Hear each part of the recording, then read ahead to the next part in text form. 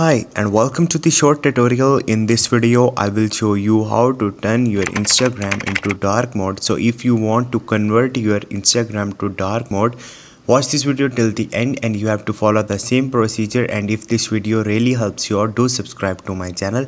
So first of all, you have to open your Instagram and log into your account. Once you will do it, on the right bottom you will see your profile, so you have to click on it, and once you will do it you will see page like this. So you have to click on the three lines on the right top, click on it, and here you will see multiple options. Just click on the settings, and once you will do it, now click on the account. You have to click on the themes from here.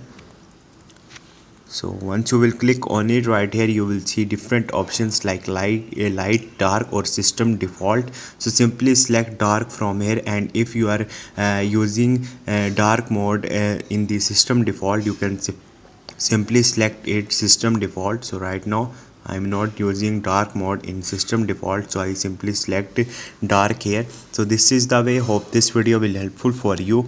If you have any question, you can ask me in the comment section, and don't forget to subscribe my channel.